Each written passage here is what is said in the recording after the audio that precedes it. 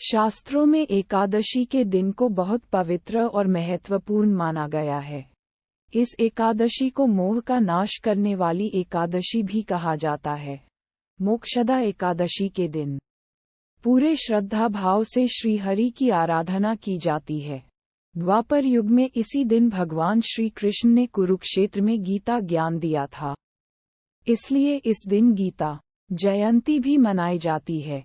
इस बार मोक्षदा एकादशी 23 दिसंबर के दिन मनाई जाएगी। माना जाता है कि इस दिन कुछ खास काम करने से माता लक्ष्मी की भी कृपा बरसती है। मोक्षदा एकादशी के दिन करें ये काम। मोक्षदा एकादशी के दिन भगवान श्री कृष्ण और श्रीमद् भागवत गीता का पूजन किया जाता है। इस दिन कुछ खास काम करने से विष्णु भगवान और माता लक्ष्मी की विशेष कृपा प्राप्त होती है। मोक्षदा एकादशी के एक दिन पहले यानी दशमी तिथि को दोपहर में एक बार भोजन करना चाहिए। एकादशी के दिन सुबह उठकर स्नान करने के बाद व्रत का संकल्प लेना चाहिए। इसके बाद भगवान श्री कृष्ण की पूजा करें। उन्हें धूप, दीप और नैवेद्य आदि अर्पित करें। इस दिन रात में जगकर पूजा और जागरण करना चाहिए। एकादशी के अगले दिन द्वादशी को पूजन के बाद जरूरतमंद व्यक्ति को भोजन और दान दक्षिणा देनी चाहिए।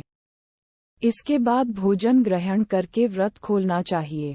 इस दिन दान पुण्य करने वालों को कभी किसी मुसीबत का सामना नहीं करना पड़ता है। इस दिन पर अनाज का दान करना बहुत शुभ माना जाता है। दान दक्षिणा के बाद ही व्रत का पारण करना चाहिए। इस दिन गीता का पाठ करना और सुनना बहुत पुण्यदायी माना जाता है। मोक्षदा एकादशी का महत्व। पुराणों में इस एकादशी का विशेष महत्व बताया गया है। माना जाता है कि इस व्रत के प्रभाव से पूर्वजों को मोक्ष की प्राप्ति होती है और उन्हें कर्मों के बंधन से मुक्ति मिलती है। इस व्रत को करने से मनुष्य के सभी पापों का नाश होता है। ये बहुत पुण्यदायिनी और मोक्षदायिनी एकादशी मानी जाती है। शास्त्रों में मोक्षदा एकादशी के महत्व का विस्तृत वर्णन है। इस एकादशी के दिन ही भगवान श्री कृष्ण ने अर्जुन को गीता का ज्ञान दिया था। इस दिन व्रत करने से सभी मनोकामनाओं की पूर्ति होती है। मोक्ष एकादशी की कहानी। महाराज युधिष्ठिर ने कहा, हे भगवान, आप तीनों लोकों के स्वामी, सबको सुख देने वाले और जगत के पति हैं। मैं आपको नमस्कार करता हूँ। हे देव, आप सबके हितैषी हैं, अतः मेरे संशय को दूर कर मुझे बताइए कि मार्गशीर्ष एकादशी का क्या नाम है। उस दिन कौन से देवता का पूजन किया जाता है और उसकी क्या विधि है? कृपया मुझे बताएं। भक्तवत्सल भगवान श्री कृष्ण कहने लगे कि धर्मराज, तुमने बड़ा ही उत्तम प्रश्न किया है। इसके सुनने से तुम्हारा यश संसार में फैलेगा। मार्गशीर्ष शुक्ल एकादशी अनेक पापों को नष्ट करने वाली है। इसका नाम मोक्षदा एकादशी है। इस दिन दामोदर भगवान की धूप, दीप, नैवेद्य आदि से भक्तिपूर्वक पूजा करनी चाहिए। अब इस विषय में मैं एक पुराणों की कथा कहता हूँ। गोकुल नाम के नगर में वैखानस नामक राजा राज्य करता था। उसके राज्य में चारों वेदों के ज्ञाता ब्राह्मण रहते थे। वह राजा अपनी प्रजा का पुत्रवत पालन करता था। एक बार रात्रि में राजा ने एक स्वप्न देखा कि उसके पिता नरक में हैं। उसे बड़ा आश्चर्य हुआ। प्रातः वह विद्वान ब्राह्मणों के पास गया और अपना स्वप्न सुनाया। कहा, मैंने अपने पिता को नरक में कष्ट उठाते देखा है। उन्होंने मुझसे कहा कि हे पुत्र, मैं नरक में पड़ा हूँ, यहाँ से तुम मुझे मुक्त कराओ। जब से मैंने ये वचन सुने हैं तब से मैं बहुत बेचैन हूँ। चित्त में बड़ी अशांति हो रही है। मुझे इस राज्य, धन, पुत्र, स्त्री, हाथी, घोड़े आदि में कुछ भी सुख प्रतीत नहीं होता। क्या करूं? राजा ने कहा, हे ब्राह्मण देवताओं, इस दुख के कारण मेरा सारा शरीर जल रहा है। अब आप कृपा करके कोई तप, दान, व्रत आदि ऐसा उपाय बताइए जिससे मेरे पिता को मुक्ति मिल जाए। उस पुत्र का जीवन व्यर्थ है जो अपने माता पिता का उद्धार न कर सके। एक उत्तम पुत्र जो अपने माता पिता तथा पूर्वजों का उद्धार करता है, वह 1000 मूर्ख पुत्रों से अच्छा है। जैसे एक चंद्रमा सारे जगत में प्रकाश कर देता है, परंतु हजारों तारे नहीं कर सकते।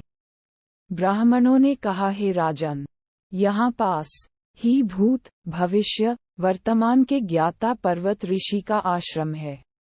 आपकी समस्या का हल वे जरूर करेंगे। ऐसा सुनकर राजा मुनि के आश्रम पर गया। उस आश्रम में अनेक शांतचित्त योगी और मुनि तपस्या कर रहे थे। उसी जगह पर्वत मुनि बैठे थे। राजा ने मुनि को साष्टांग दंडवत किया। मुनि ने राजा से सांगोपांग कुशल पूछी। राजा ने कहा कि महाराज, आपकी कृपा से मेरे राज्य में सब कुशल हैं, लेकिन अकस्मात मेरे चति में अत्यंत अशांति होने लगी है। ऐसा सुनकर पर्वत मुनि ने आंखें बंद की और भूत विचारने लगे। फिर बोले, हे राजन, मैंने योग के बल से तुम्हारे पिता के कुकर्मों को जान लिया है। उन्होंने पूर्व जन्म में कामातुर होकर एक पत्नी को रति दी, किंतु सौत के कहने पर दूसरे पत्नी को ऋतुदंड मांगने पर भी नहीं दिया। उसी पाप कर्म के कारण तुम्हारे पिता को नरक में जाना पड़ा। तब राजा ने कहा, इसका कोई उपाय बताइए। मुनि बोले, हे राजन, आप मार्गशीर्ष एकादशी का उपवास करें और उस उपवास के पुण्य को अपने पिता को संकल्प कर दें। इसके प्रभाव से आपके पिता की अवश्य नरक से मुक्ति होगी। मुनि के ये वचन सुनकर राजा महल में आया और मुनि के कहने अनुसार कुटुंब सहित मोक्षदा एकादशी का व्रत किया। इसके उपवास का पुण्य उसने पिता को अर्पण कर दिया। इसके प्रभाव से उसके पिता को मुक्ति मिल गई और स्वर्ग में जाते हुए वे पुत्र से कहने लगे, हे पुत्र, तेरा कल्याण हो। ये कहकर स्वर्ग चले गए। मार्गशीर्ष मास की शुक्ल पक्ष की मोक्षदा एकादशी का जो व्रत करते हैं, उनके समस्त पाप नष्ट हो जाते हैं। इस व्रत से बढ़कर मोक्ष देने वाला और कोई व्रत नहीं है। इस कथा को पढ़ने या सुनने से वायपे यज्ञ का फल मिलता है।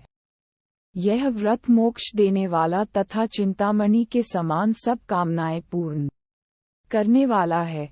दोस्तों, मेरे द्वारा दी गई जानकारी आपको कैसी लगी कमेंट करके जरूर बताएं व अगर आप चैनल पर नए हैं तो चैनल सब्सक्राइब, लाइक और शेयर जरूर करें।